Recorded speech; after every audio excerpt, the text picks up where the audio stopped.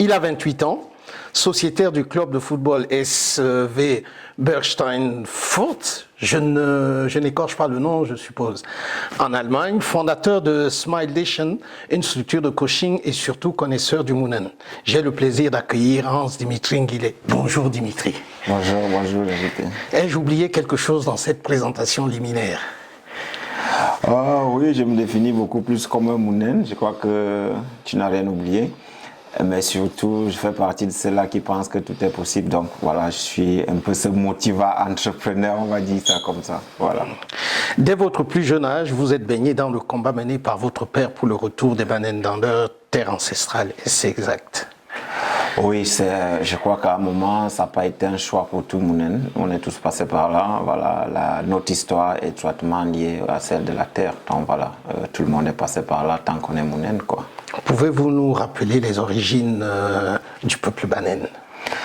Ouais, le peuple Banen, selon l'histoire, parce que jusqu'à aujourd'hui, on a Idelette Dugas qui a beaucoup écrit là-dessus, ce qui est un peu malheureux, même si le professeur Paul Mahen et le professeur Alain Dédi aussi a écrit pas mal de choses, ils ont écrit pas mal de choses là-dessus. Mais jusqu'à présent, Idelette Dugas, autant pour moi, tient quand même la barre parce qu'elle nous rappelle dans ses œuvres que nous serions originaires du Noun, comme aussi l'abbé Angel Benvin le disait aussi.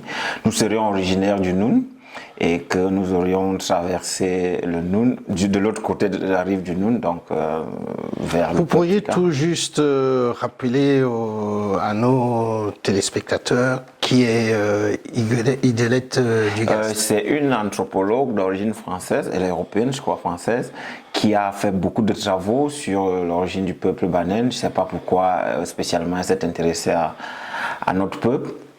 Et dans les travaux d'Angel Benvin, qui était aussi un prêtre anthropologue camerounais, qui explique que nous serions venus de l'autre côté de la rive du Noun, et il y a eu des groupes qui se sont dirigés tantôt vers le nord, tantôt vers le sud. Et il y a un groupe qui est resté dans le Mbam, qui administrativement aussi s'est retrouvé dans le Nkam, parce qu'à une époque c'était la même forêt. Et un groupe qui est allé un peu plus loin, qui se retrouve aujourd'hui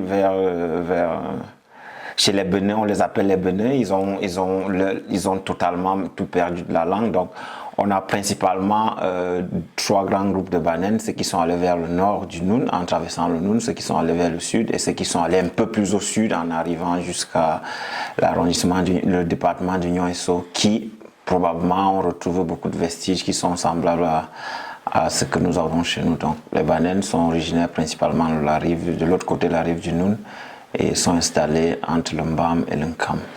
Est-ce que les Banen ont toujours été géographiquement localisés là où ils se trouvent actuellement? Bref, parlez-nous des mouvements migratoires de ce peuple. Oh, les mouvements migratoires, c'est très intéressant parce que le Mounen, qui est l'expression même de la noblesse, que ce soit sur le plan sémantique, sur le plan de l'histoire, a toujours été un peuple très libre. Et c'est l'un des peuples les plus anciens du Cameroun, selon notre histoire.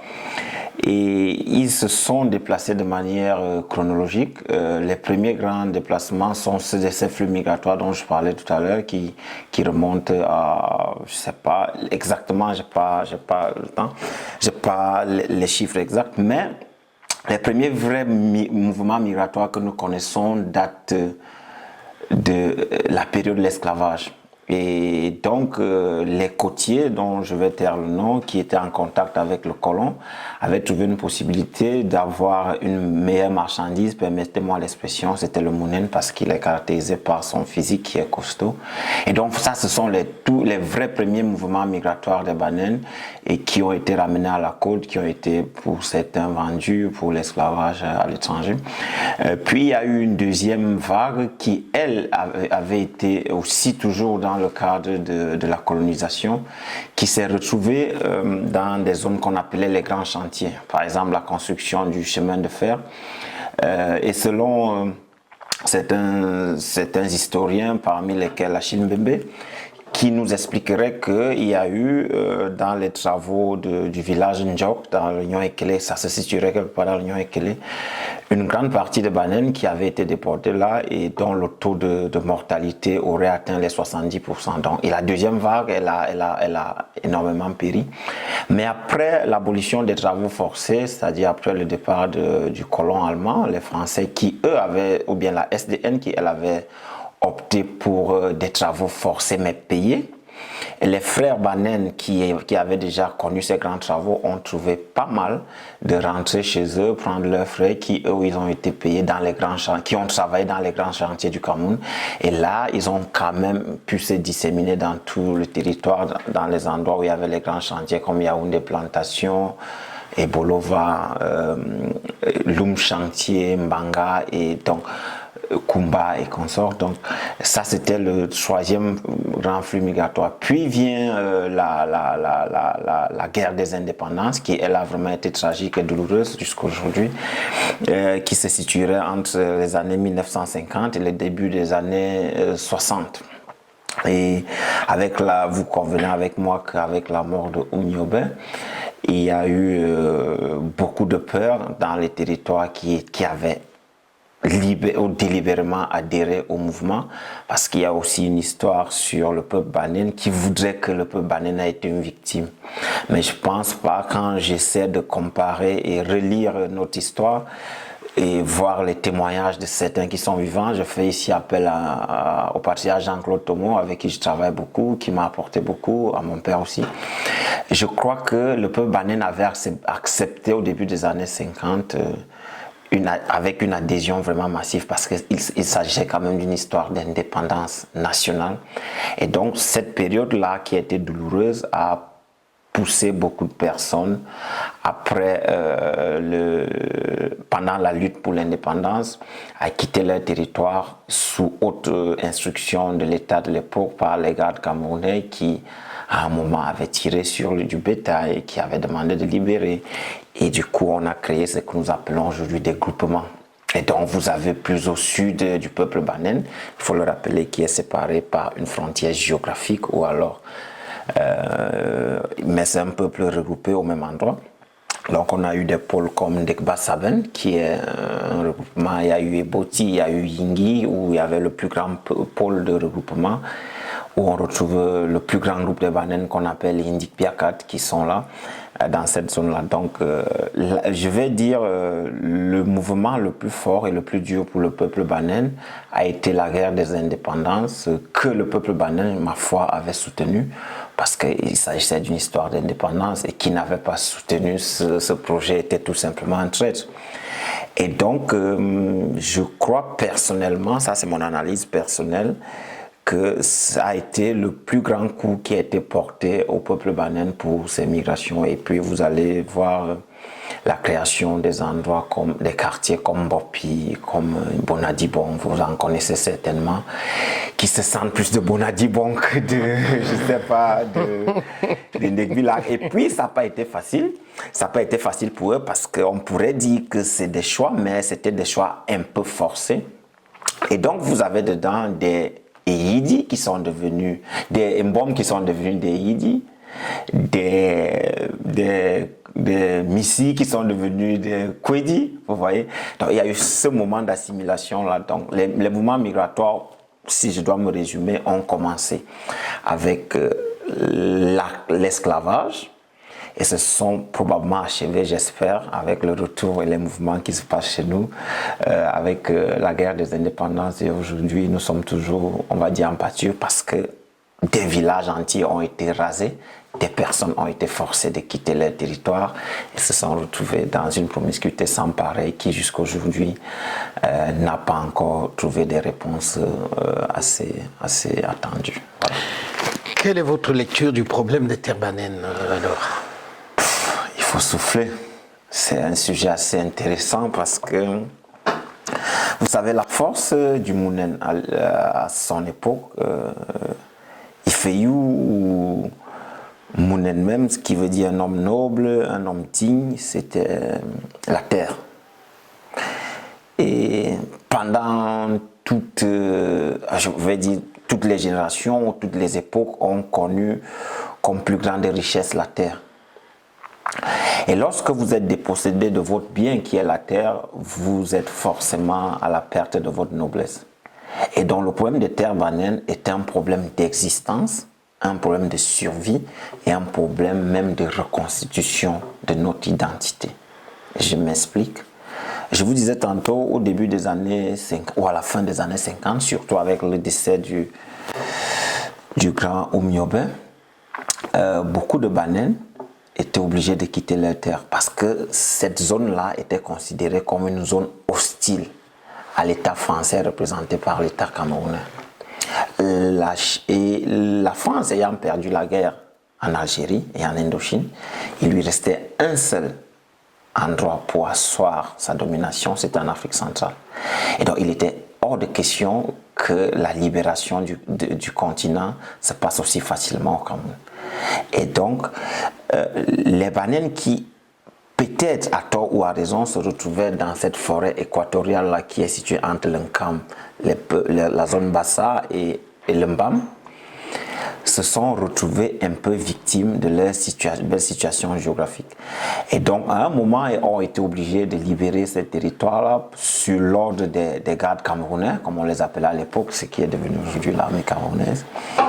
Et voilà, aujourd'hui, mais c'était quand même un coup de cœur du peuple banène qui avait quand même d'une manière ou d'une autre participé aussi à la libération de cette zone-là.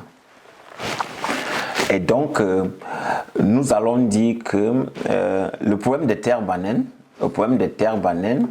est un problème central qui doit être pris parfois avec des pincettes, mais il y a un problème dans un problème, c'est celui de retour sur les terres banènes parce que il n'y a pas de route assez conséquente qui relie les différents territoires banènes et donc du coup le problème reste latent et existant. Justement, pour rester sur ce sujet, il y a quelques années, une bataille épique a opposé les pros et anti-UFA sur la question des terres banènes dont on vient de parler. Quelles sont leurs significations historiques et leur portée? Je parle évidemment des UFA. Des UFA, c'est un sujet beaucoup plus intéressant que l'on ne le pense. Les UFA, il faut d'abord définir ce que c'est que les UFA. C'est ces unités forestières d'aménagement. À la fin des années, au milieu des années 90, les Nations Unies avaient estimé que les forêts étaient exploitées de manière abusive. Il a donc fallu créer un cadre qui pourrait profiter non seulement à l'environnement, mais aussi aux États, mais aussi aux populations riveraines. Et donc, les UFA obéissent à une réglementation qui, au Cameroun, est régie par la loi, si je ne me trompe pas, numéro 94/01 du 20 janvier 1994, qui organisait de manière beaucoup plus responsable la gestion et l'exploitation des forêts, c'est-à-dire des forêts en production dont fait partie les UFA, les forêts communautaires, etc. Sauf que dans cette loi-là, il est bien prévu que les populations riveraines ou alors les propriétaires des forêts communautaires bénéficient d'un certain nombre d'avantages. Et donc ces populations-là sont ces populations autochtones ou alors considérées comme autochtones parce que dans notre réglementation ou alors dans nos us et coutumes, le premier à avoir mis une terre en exploitation dans un domaine qui autrefois fut national en devient le propriétaire légitime. Charge à celui qui conteste d'en apporter la preuve contraire. Sauf que dans le cas des populations banènes, il y avait justement ce problème-là, que c'était des forêts, certes, qui avaient été occupées par le passé, mais à cause de la guerre et des autres mouvements migratoires dont je vous ai parlé, dont la plupart ont été de manière forcée, il y a donc ce problème des terres qui sont a priori non habités et donc pas de propriétaires, pas d'autochtones, mais qui doivent quand même être concédés à ces exploitants forestiers-là qui vont les transformer en UFA. Et donc, il y a une question qui subsiste. Quelles sont les populations autochtones? Comment peuvent-elles prouver de leur appartenance à cette terre-là? Comment peuvent-elles appartenir au projet? Et ça a créé beaucoup de problèmes. Ce qui a fait en sorte que, au début des années 2000, il y a eu l'UFA 004, si je ne me trompe pas, qui était dans la zone d'Inoubou Sud, et qui avait justement, elle avait sur le plan de la forme, cette unité forestière d'aménagement sur le plan de la forme, toutes les formalités requises pour que tout se passe bien. Sauf qu'il y avait, à tort ou à raison une fois de plus, ce problème-là, vers qui sera versée la taxe sur la redevance forestière, qui est l'autochtone si ces populations ne sont pas là. Parce que pour la plupart, elles se trouvent à Mangoulé, à Mbopi, à Mbanga, à Ebolova ou à Bonadibon. Et donc, on avait un sujet assez difficile. Et l'exploitant forestier, dont je ne vais pas avoir peur de citer le nom, qui était TRC, un géant du bois néerlandais, avait en son temps apporté des arguments en disant « Les UFA préconisent la gestion commune des forêts avec les populations riveraines. Mais dans le cas d'espèces, dans la zone d'Inoubou Sud, c'est certes des villages, a priori, qui appartiennent à l'ancienne cartographie, mais ils ne sont pas habités. » Et donc, je vais vous rappeler qu'en 2006, lors d'une réunion comité paysan forestier, TS avait estimé que pour la contribution du développement de la zone ouverte de 12 villages, il fallait quand même apporter 12 machettes, vous comprenez ce que je veux dire, et quelques kilos de maïs, vous comprenez avec moi que c'était un sujet assez complexe. Et donc, on avait déjà eu ce cas d'UFA, à tort ou à raison, les populations se sont senties mal gérées, et je crois pour ma part que ça avait été mal géré. Et lorsqu'en 2020, le ministre des Mines et des Forêts décide d'octroyer un autre territoire banane, une autre forêt banane à une UFA. Vous comprenez que les gens se posent les questions, est-ce que les mêmes singes sur les mêmes arbres, répétant les mêmes mouvements, n'aboutiront pas à des mêmes résultats? Et donc, il y avait un problème fondamental, celui d'abord de la communication. Et je vais vous dire, le principal problème résidait au niveau du cahier de charges. Donc, il y avait donc pas mal de groupes. Il y avait un groupe qui était anti-UFA, qui ne voulait pas comprendre ce qui se passait. Il y avait un groupe qui lui pensait que pour que nous puissions revendiquer la gestion de nos forêts, de notre bois et de nos terres, encore que le bois appartient à l'État, il faut le rappeler, il fallait que nous soyons déjà installés. Donc, il fallait saisir l'opportunité, ou l'unique opportunité, 60 ans après, qui nous était offerte, c'était celle de rentrer chez nous à travers une route. Et donc, il fallait négocier. Et il y avait un groupe beaucoup plus virulent, qui en principe, sur le plan du territoire, n'était pas concerné par l'UFA, mais était une victime de l'UFA 004 du côté du Noubou Sud, qui lui, constitué par d'autres élites de la zone, estimait que l'UFA n'était pas la solution, que c'était un leurre.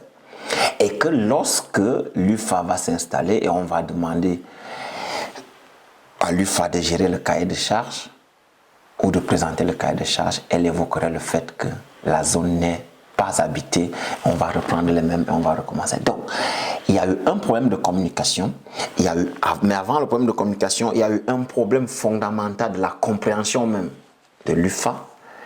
Et troisièmement, il y a eu un problème,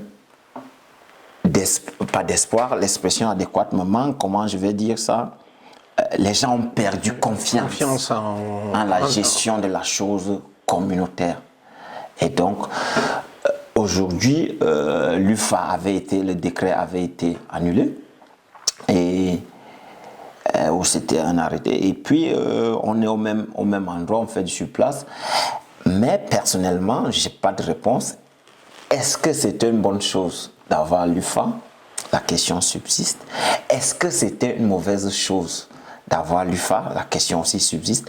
Par contre, ce dont je suis sûr, c'est que cela a permis au peuple banane de se réveiller, de se rendre compte du potentiel qui est le leur et qui a créé aujourd'hui cette floraison d'associations qui luttent pour le retour chez nous. Mais il ne faut pas oublier que derrière tout cela, il y avait aussi des ONG qui voulaient se faire la part belle en estimant qu'il y avait une possibilité de rendre cette forêt-là en parc. Et donc, zone interdite pour le retour aux sources.